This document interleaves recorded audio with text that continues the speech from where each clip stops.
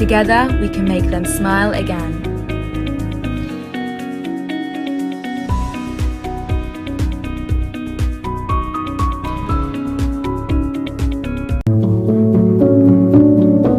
For over 10 years, we have strived to provide better access to water for many water-scarce communities. Water connects every aspect of life.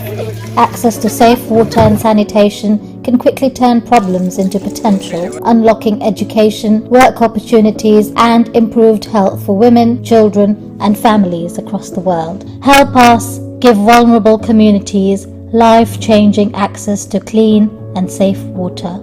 Donate today to our Aliaska Water Appeal and help provide clean and safe water to families across the world.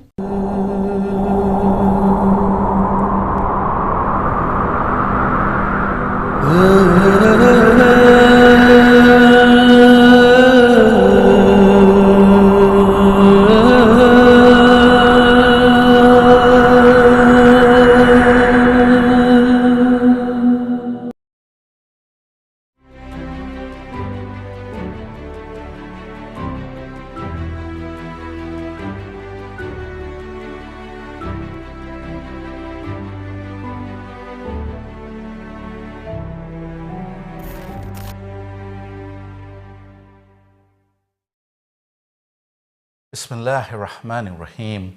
I begin in the name of Allah, the Merciful, the Compassionate. All praises to Allah, the Creator of the universe and its Sustainer, the Provider of believers and non-believers. And may His choicest blessings be on the seal of His prophets, the last of His messengers and His holy progeny, and in particular during these days of Muharram. May His incessant blessings ever continue upon that illustrious grandson of the Holy Prophet, on Abu Abdullah al-Hussein salawatullahi alayhi. Allahumma salli ala Muhammad wa ala Muhammad wa ajil farajahum. Alhamdulillah, by the grace of Allah subhanahu wa ta'ala, we continue with our journey exploring the myriad of mental health lessons from the history of Karbala, looking at the speeches and letters and actions of Imam Hussein alayhi salam, his family and companions. For there are so many different dimensions to each of some of the letters, for instance, or the speeches that Imam alayhi salam has given, that we need to hold these jewels up to the light and turn them gradually, so that we may allow our light of reflection to refract through this jewel, so that we may be able to understand different components of it and how we might be able to illuminate our hearts in the darkness that we may experience in 21st century life. Alhamdulillah, we've explored a number of different dimensions over the preceding sessions that we've had, and this being our 10th session, we can continue with the process of bringing together some of the preceding components of psychology and psychotherapy that we've been seeing in the history of Karbala. In my research, looking at the links between Islamic concepts and practices and what we see in terms of the scientifically validated psychological treatments for depression, anxiety, and other mental health challenges, there were 10 contact points that I found broadly in 2 categories. And this is what we've been working through. 5 from self-knowledge, beginning with being clear about our objectives, our niyyah, having a clear sense of awareness of our thoughts, awareness of our emotions, which is what we focus on today, inshallah. Mindfulness practices that we spent our whole session looking at. And of course, our physicality, our bodily awareness is also so important. And then turning to resilience, all the different techniques and methods of resilience that we see throughout the history of Karbala, from the very beginning when the Imam alayhi salam left Medina, right the way through to the late afternoon on the day of Ashura. And that was from the Imam alayhi salam.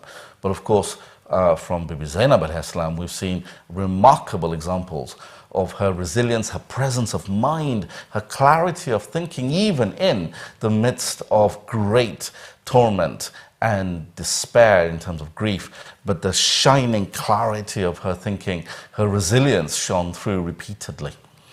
And we've looked at how optimism and hope has been so important among the lessons of Imam Hussein alayhi salam, together with gratitude. And we see in the scientific literature the range of ways in which gratitude practices can be so beneficial for our well-being. And not least, relationships. No person is an island, and we have seen several different ways in which the Imam alayhi salam taught about the importance of relationships. And this awareness of our thinking is so integral to the awareness of our emotions and the awareness of our behavior and our spiritual state. This four-dimensional analysis is something that continues through each iteration of our analysis. Given our focus today on awareness of emotions, there is too much to cover in just one sitting. And alhamdulillah, we have already explored various aspects of this from our very first discussion. But I'd like to focus on about half a dozen specific emotions that the Imam alayhi salam, makes clear and also shows us how to cope with them, how to manage them. First and foremost is betrayal. Betrayal on a historic scale. The number of letters that the people of Kufa wrote to him saying, "Come to us, we need your help." As the Imam of the time, come and save us. And of course, this is something important for us today, during the days of Ghaibat al-Kubra, during the greater occultation of the Imam of our time, may Allah hasten his reappearance. We see that when a person sincerely calls to the Imam alayhi salam, he responds, even if they turn around and betray that invitation subsequently. We saw the example of Azra bin Qais in our earlier discussions, who initially wrote a beautiful letter only to then find himself as one of the officers in the army of Umar al-Sa'd in Karbala. But there were many such characters. And the Imam al-Islam shows incredible akhlaq, incredible character in the way he deals with this betrayal. To begin with, he sets the context for the army of Yazid well before reaching Karbala. So historically, of course, we see that he encountered the battalion of Hur at Dhu Husn. And then from there, they journeyed together on a middle ground, not going back to Medina nor to Kufa. And they journeyed deeper into the desert. At a particular juncture in their journey, at a place called Bayda, which has historical importance, the army was resting. And the Imam al-Islam, we see his remarkable compassion, even to people who have betrayed him. He did not nag them about what they had done, when they were, uncomfortable. He waited until they reached Bayda, where they were resting, where they had the listening for what he was going to say. All too often, we see that when we experience emotions of betrayal, we are so incensed, understandably so, that we sometimes just focus on our own emotions, and we don't necessarily pay attention to the listening of the other side.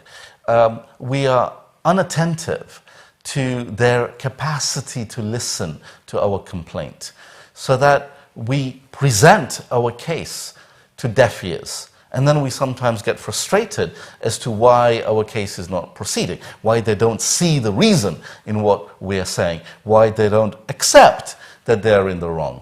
But sometimes we need to maybe think again as to when and how we present our case.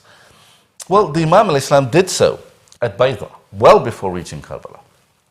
And he begins by introducing himself once again in case there were any members of the army who didn't know him. Now, of course, he was famous. But this introduction was not just about his identity in a sort of biographical way, but also about his role as an imam.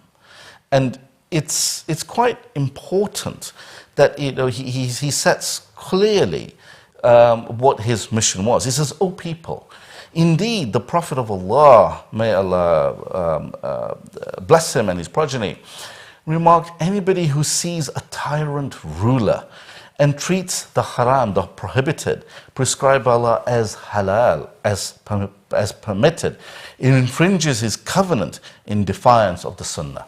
And this is how he begins his speech, and then he continues about his role and how actually he hasn't wronged anyone. So nobody actually has a legitimate case to fight him.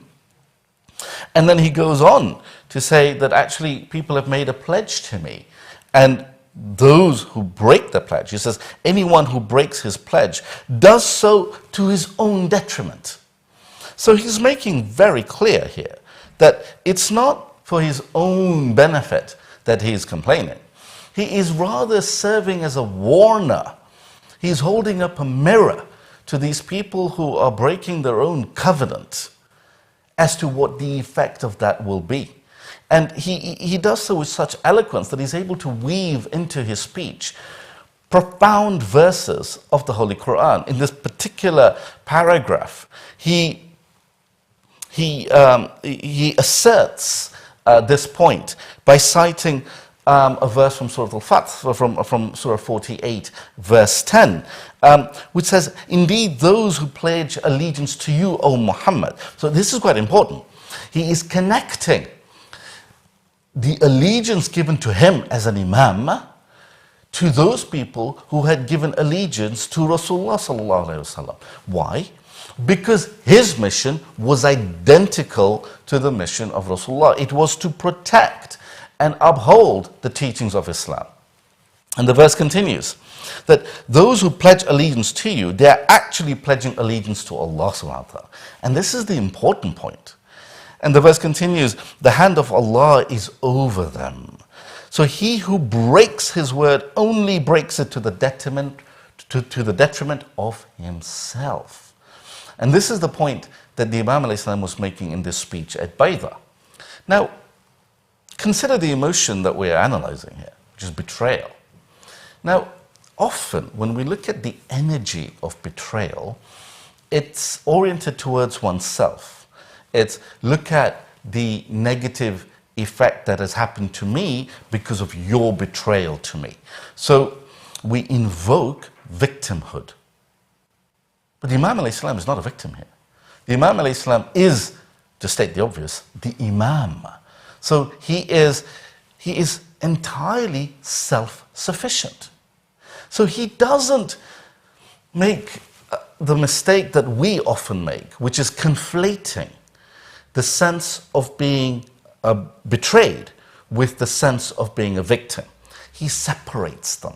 He is able to state clearly how he has been betrayed, how people have broken the pledge and covenant they made in writing, no less, but he doesn't go down the road of being a victim. Far from it.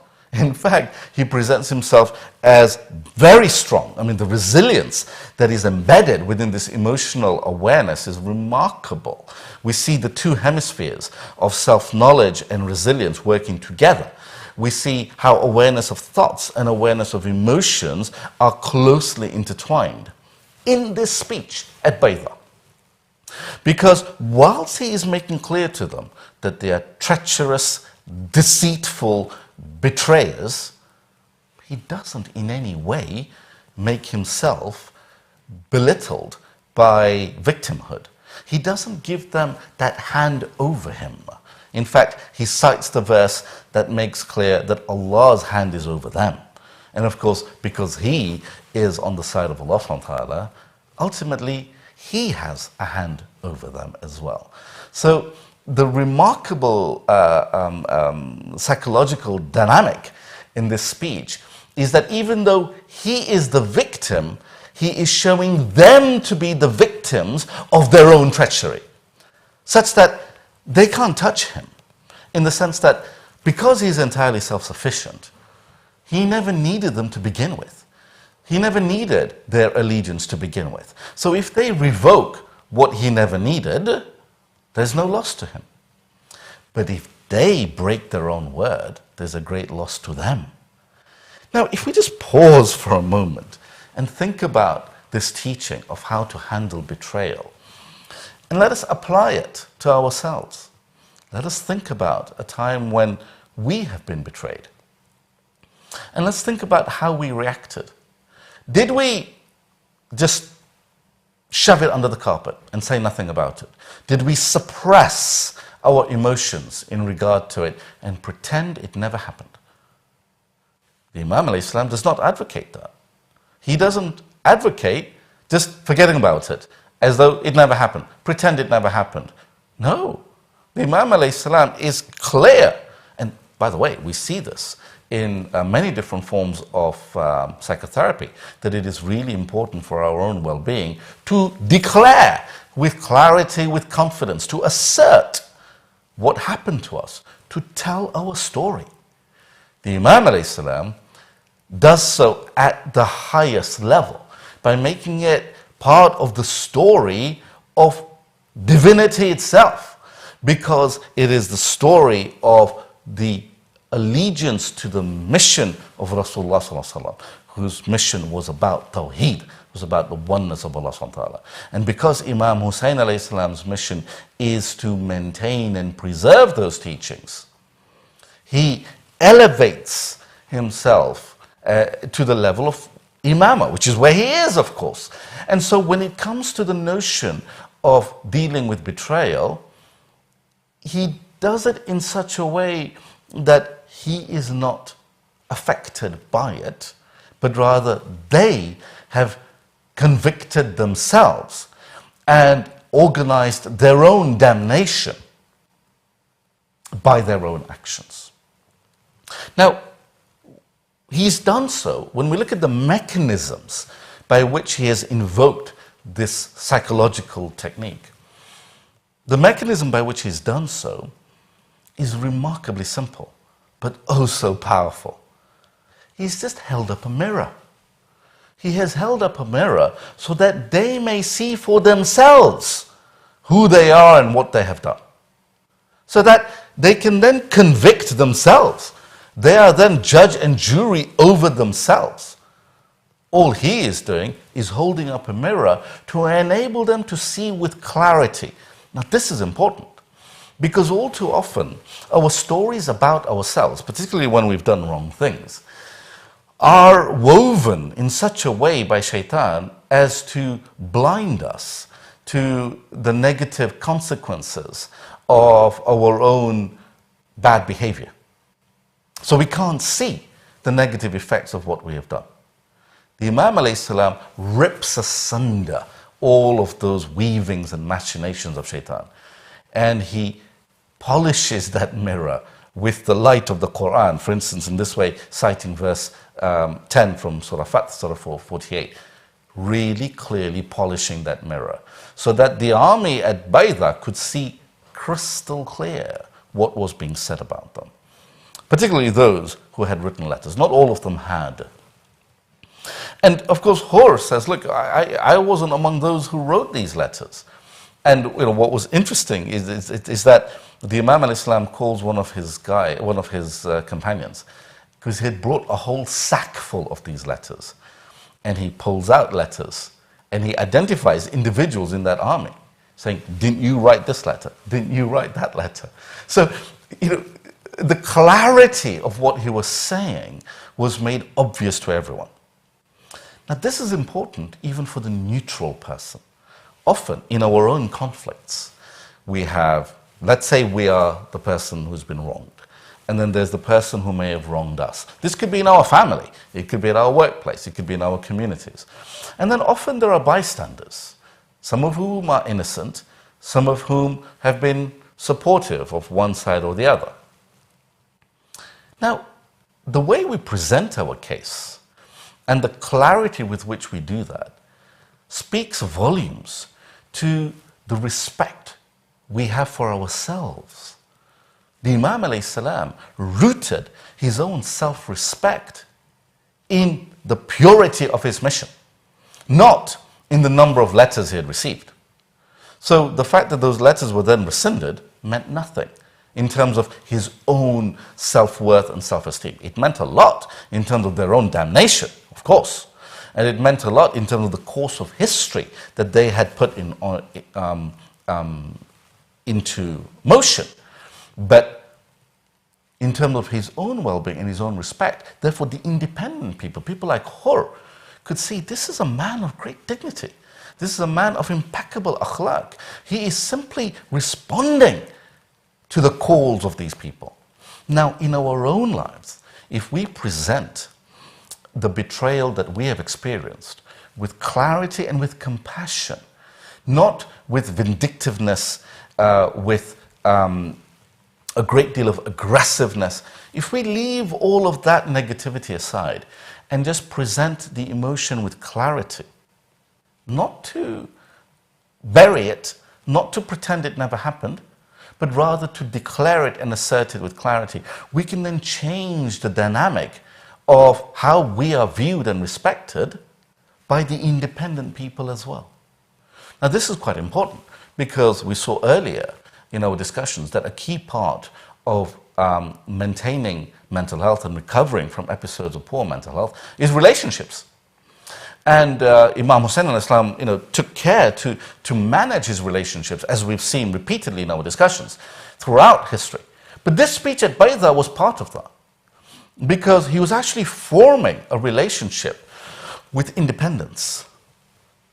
And that relationship, those seeds that he was sowing of building good relationships through managing emotions such as betrayal, gave fruit on the day of Ashura, when, for instance, Hur crossed the floor.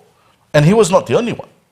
We see in different historical accounts that approximately 17 people crossed the floor. Now, that might not seem like a big number relative to approximately 30,000 that had been arrayed in the side of Yazid.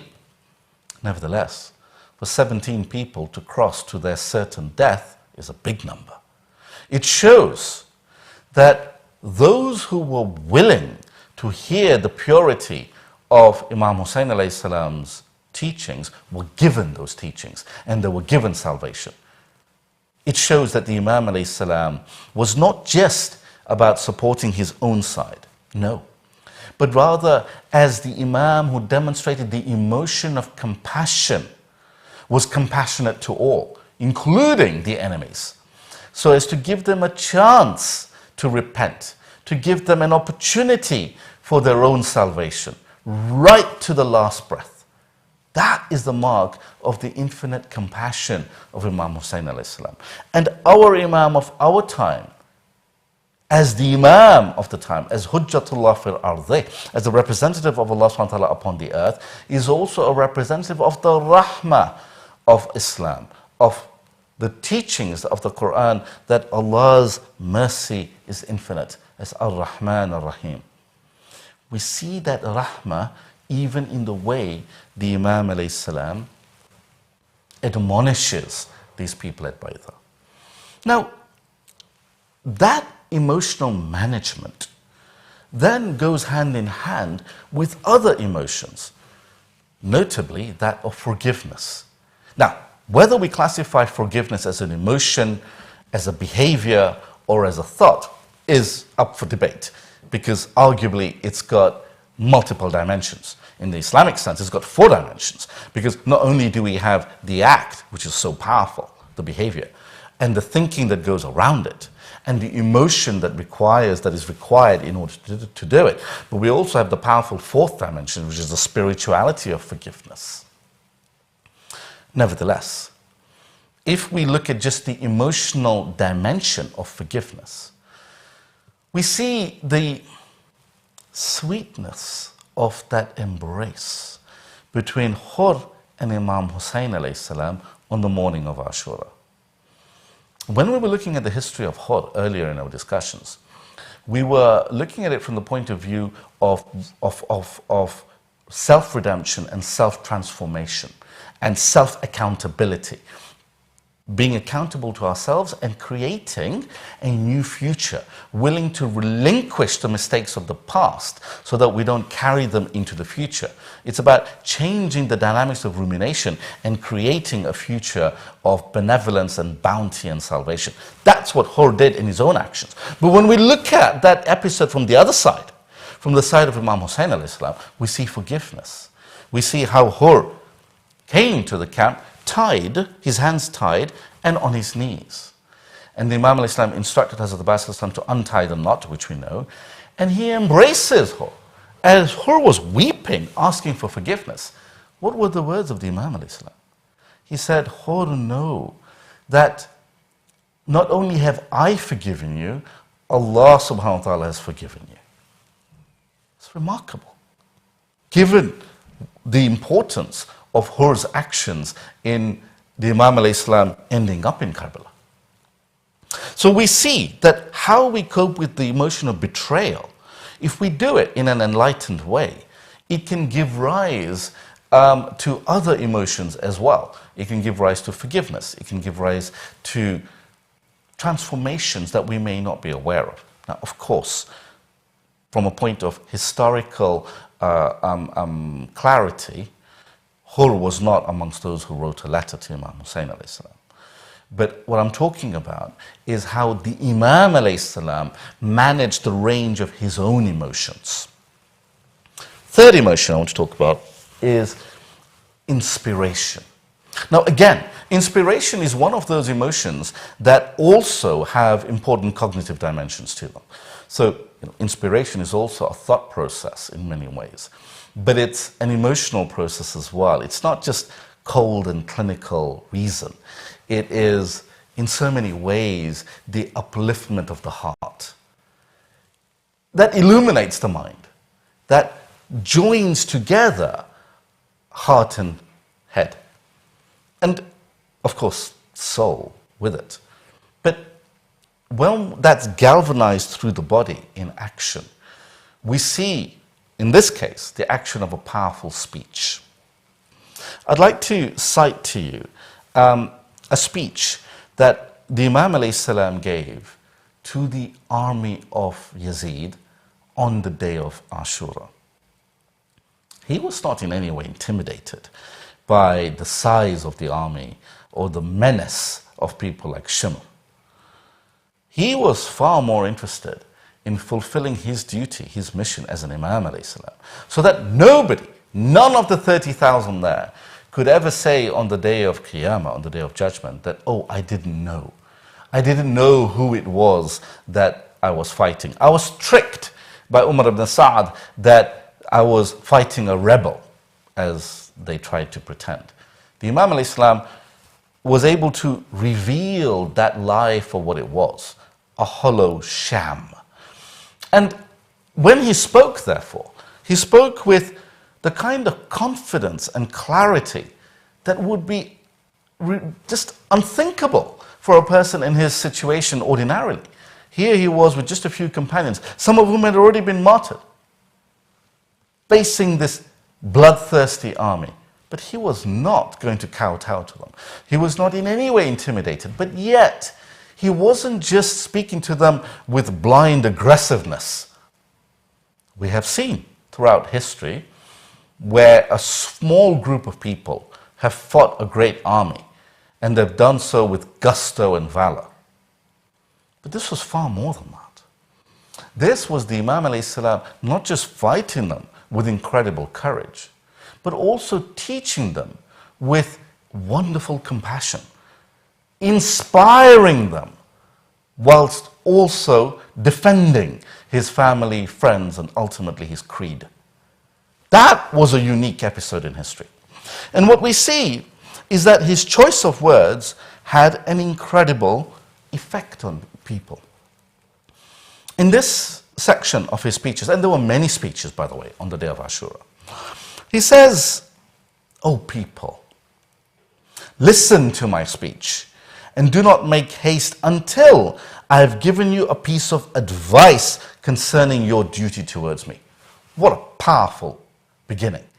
So, firstly, he's telling them to listen, not just to hear him, but to listen, because he's going to give them something. It's not that he's asking for anything from them. It's not that he's asking for clemency or he's asking for any kind of quarter. Far from it. He is saying, listen, because there's something of benefit for you here. And he says that if you accept my explanation, verify my truthfulness. Notice, this idea of verification is important. He is telling them that if you think you're intelligent people, then use your faculty of reason. Verify, analyze. And he was also telling them that you have done neither. You have neither verified what you've been told about me, nor have you analyzed your situation and my position. For if you had, the falseness of your claim would be manifest, and the hollowness of your mercenary actions would be made clear to you. He says, if you accept my explanation, verify my truthfulness, and deal with me with justice. So he was making clear that there was no justice in what they were doing. Because, of course, part of Yazid's machinations was to say, oh, no, we are being just, we are dealing with a rebel of the state. So what the army is doing is just. That was the false narrative that Yazid was peddling. The Imam al-Islam quashed that by saying that if you actually were to deal with me with justice, then you will attain prosperity, and there will remain no way for you to fight me. However, if you reject my explanation, if you deny my reason, let's just pause for a moment. If you deny my reason, what a phrase. So basically what he's saying to them, that basically if you're going to act as automatons, as robots, unthinking, unreflective, then you're not really human beings. You're just robotic. You have become robotic slaves to your own nafs. You're only acting out of your greed for what Yazid has promised you, or out of your fear of him. You're no longer free human beings, but you're merely automatons. That's why when we look at his speeches, they work at many different levels. And those people who had the awareness to understand what he was telling them switched sides. And they joined him. People like Amal bin Karaza, whose history we looked at a few nights ago. But just to give examples, people were moved by these moving words. He says that, there would remain no way for you to fight me. But ultimately, he concludes by placing his well-being in the hands of Allah subhanahu wa ta'ala. He cites Surah Yunus, Surah 10, verse 71, Surah A'raf, Surah 7, verse 196. When he says, my Savior is Allah who has revealed the book. So I'm not reliant upon any of you. You can do what you like. And I will continue in my sacred mission. But then he says something powerful. He concludes this particular speech by citing the verse where he says that he, Allah subhanahu wa ta'ala, protects those who are righteous. So his protection is with Allah. And regardless of what these mercenaries do or don't do, his protection is assured. Now, this speech reflects the sentiment he was expressing in that psalm, in that dua he recited at the beginning of the day of Ashura that we analyzed a few nights ago, when the cavalry of Yazid was approaching him, and he called out to Allah subhanahu wa ta'ala that he has always faced every adversity with the help of Allah subhanahu wa ta'ala. Bika, with him, never alone. فَفَرَّجْتَهُ وَكَشَفْتَهُ. And so you have relieved me of that adversity and saved me from it. Not that the events of this world would be changed, but rather his experience would be transformed into hamd, so that each of those actions of sacrifice would become a manifestation of the glory of Allah subhanahu wa ta'ala. And this is what we see in terms of the power of the resilience that he is demonstrating and how he's therefore able to inspire people. He's basically saying that, look, I have come for your help. I haven't given this speech to to ask you to help me. That changes the emotional dynamic. Because even though he may be one person and there may have been tens of thousands arrayed against him, it was not a question of him needing anything. It was them being made aware of their own need, but doing so in this powerful, inspiring way. That shows us how we may be able to inspire others, how we may be able to hold true to the values that really inspire us, even when we know we're in the midst of being thwarted in an earthly sense, even though we know it's going to cost us either our job or our reputation or our wealth or whatever it might be. But as that loss is happening, we declare the mission for which we are sacrificing it, because that inoculates our hearts against any form of weakness, and it makes the actions even more inspiring to those who are truly neutral, so that our actions may become a beacon for others. The light of Karbala is so bright that it continues to shine as a beacon for generations to come, reaching us today, and inshallah will continue to reach the generations to come until the day of Qiyamah. The fourth point I want to turn to is warning. How do we provide warning to others in a way that is not patronizing? So even though the Imam alayhi salam, was keen to fulfill his obligation as an imam, and even though he was talking to really despicable individuals, his akhlaq was such that even when he was speaking to these kinds of people, he spoke with respect. He spoke with akhlaq. He never allowed the debased nature of his enemies to even one iota reduce his own dignity. Now this is important because often we find that when we are dealing with people who are sometimes quite uncultured or rude or swearing at us, sometimes we can be misguided ourselves into thinking that it's okay to also respond likewise to them, that we're somehow justified in lowering our standards in order to be able to counter them in a like way. The Imam al-Islam never debases himself in that way. And instead, he elevates himself. He says, "O people, Allah the Exalted created the world and has made it an abode of devastation and abasement that changes its inhabitants from a higher state into a more diminished lower state." So effectively, he is just holding up a mirror again. I say just, but actually it's an incredibly powerful thing to do, and done in a really sophisticated way, because he is showing them the extent to which they have allowed themselves to be abased. He says, hence the deceived person is one who has been fooled by the world, and the evildoer is one whom it has deceived. So he's basically showing themselves up. He's showing them up to themselves. He was showing them that the evil that you do is but a manifestation of the extent to which you have been fooled and deceived. So he is not saying to them, "Oh, you are a fool." Rather, he is showing them how they have fooled themselves. How by virtue of being beguiled by the deception of this world, they have shown themselves to be fools.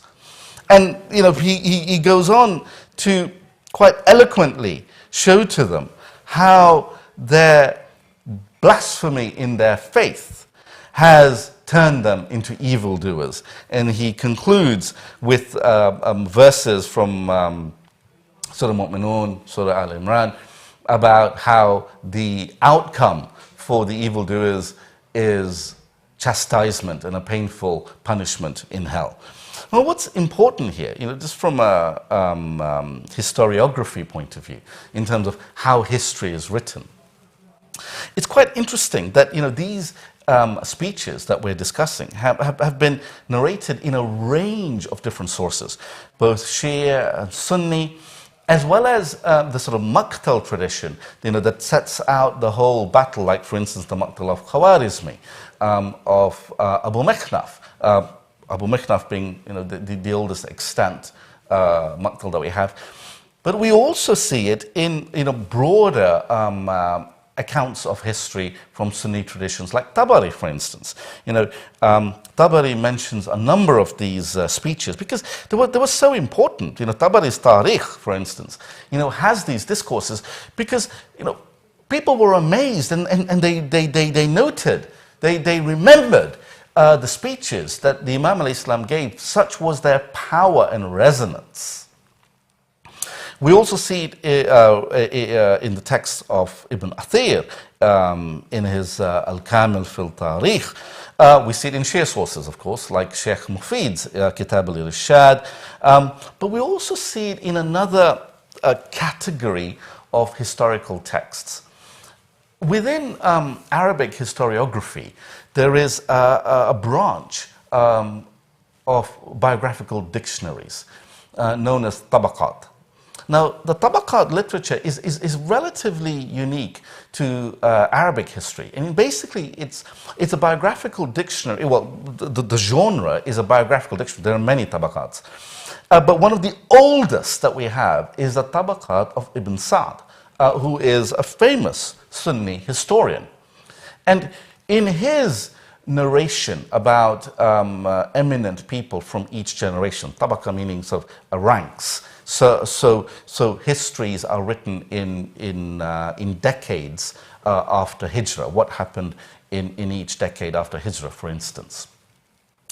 Now, in my personal research of the Tabaqat of Ibn Sa'd, I found there's relatively little given away to Shias, but there is sometimes the light of the Ahlulbayt al-Islam is so bright that even Ibn Sa'd has to record it. For instance, if we look at what he writes about Imam Jafar Sadiq alayhi salam and his scholarly prowess, ranging from religion and fiqh and the number of people he taught, including from the famous Sunni traditions, ranging through to chemistry and other sciences.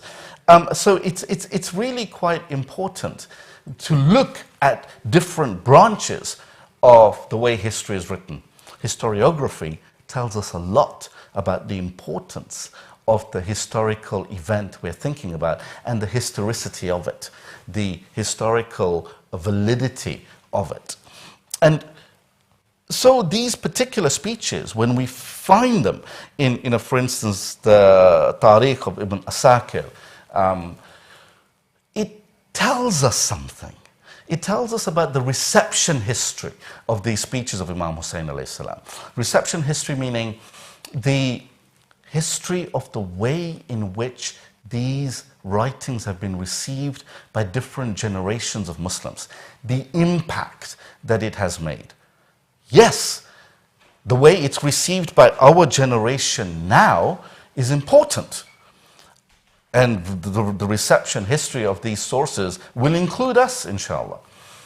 And whilst we may look at it through the lens of modern science and what we see in, for instance, psychotherapeutic techniques, these speeches were received by all the previous generations of Islamic historians. And when we look at the way they responded to and engaged with these sources, we see a lot about how important they are to hold on to, because we can see new layers of meaning that impacts the way we understand our lives. Because one of the things we notice, particularly when you look at the grammar and the syntax, the ordering of words and sentences, the way the Imam al-Islam prioritized certain concepts, they speak greatly to the challenges of our time as well. And this is why it becomes important to revisit them from different perspectives, because when we look at these teachings through different lenses, in this case, through the lens of mental health teachings, we see new dimensions for how to manage ourselves. And in this sense, we learn about emotional management as well. But I'd like to also focus on how he was able to teach us about managing uncertainty. Of course, when we go into a great mission, there is uncertainty associated with it for ordinary people. The Imam al-Islam knew exactly what was going to transpire. But when we think about uncertainty in terms of the emotion of dealing with great projects and great challenge, we see that his antidote to that which would ordinarily make people uncertain is to be grounded in tawakkul. Just as Ibrahim alayhi salam, when he was catapulted into the fire by Namrud, he was able to find tranquility in that. We see, of course, from Surah Anbiya, Surah 26, verse 69, where he says, where the Holy Quran says, Qulna, we said, Ya naru, O fire, Qulna ya naru, Kuni bi bardan wa salaman ala Ibrahim. Be a place of, be cool and tranquil for Ibrahim alayhi salam. Now that's really quite important, because the fire of Namrud did not suddenly disappear. No. What happened was that Ibrahim alayhi salam's ability to cope with it was transformed. And so when we call Imam Hussein alayhi salam through his title, Assalamu alayka ya waritha Ibrahim Khalilullah. Salams upon you, O the inheritor of Abraham. We see that whilst Ibrahim alayhi salam had to endure the pain of sacrificing his beloved Ismail, even though the life of the young son wasn't taken, we see, of course, that was a tribulation that was saved for generations to come, as we were discussing yesterday. But when we look at the how of it, how did Ibrahim alayhi salam transmute that uncertainty into the certainty of tawakkul? How did Imam Hussein alayhi salam deal with the challenges of the day of Ashura and root himself in tawakkul? It was through dhikr. And of course, we conclude with that famous ayah that we know so well from Surah Ra'd, Surah 13, verse 28, which concludes, Ala bi dhikrillah tatma'innal qulub. That it's through the remembrance of Allah subhanahu wa ta'ala that the hearts find tranquility. And we see a connection between this tatma'innal qulub and, of course, how Imam Hussein alayhi salam was called on the late stage on the day of Ashura by Jibreel, by citing Surah Al-Fajr, by referring to him as Ya ayyatuhan nafsul mutma'inna, oh, the soul at peace, irji ila rabbiki radiyatan mardiya. Return back to your Lord, well pleased with him, well pleasing to him. Today we remember the events of the sacrifice of the youngest martyr in Karbala. For it is narrated that after all the family and the companions had been martyred, Imam Hussein alayhi salam goes out into the battlefield and calls out, Hal min nasirin yansurna, 3 times. Is there any helper to help us? And it is narrated that a faint whisper was heard from the cradle of Hazrat Ali Asghar, even though he was weakened by 3 days or without water, without any milk from his beloved mother. When Imam Hussein alayhi salam comes back to the camp, he sees this thirsty child. He asks the beloved mother, Rubab, to dress Hazrat Ali Asghar alayhi salam as a warrior, saying to her that he will put a seal on our efforts in Karbala. Let us see if they will give him any water. And he goes to the army and he says to them, amongst you are parents. You know what the thirst of a little child is like who hasn't had any milk from its mother. This child is only 6 months old. It has had no milk. please would you give it one drink of water? They were weeping, but they did not give him any water. So he puts this child in the burning sands of Karbala, saying, if you think I will drink that water, I will put the child on. You come and collect the child and you give the child water. Yet none of them gave any water. Imam Hussein alayhi salam picks up this child. The soldiers were beginning to weep.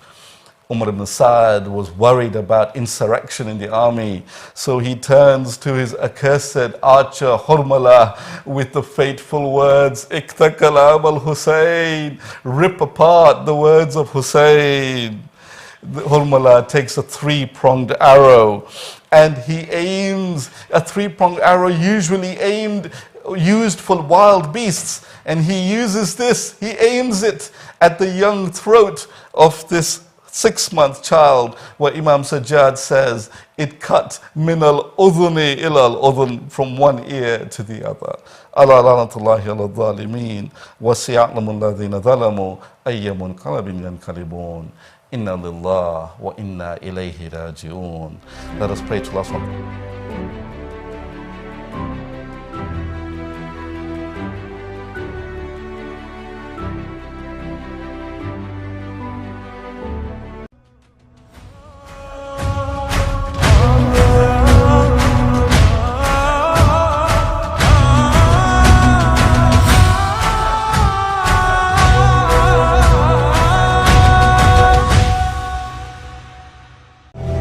There are roughly 153 million orphans worldwide. Every day, an estimated 5,700 more children become orphans. Alone, scared, and vulnerable. It's up to us to reach out to orphan children and show we care. Sponsor an orphan and give a child the best chance in life. Visit www.thehopeappeal.com.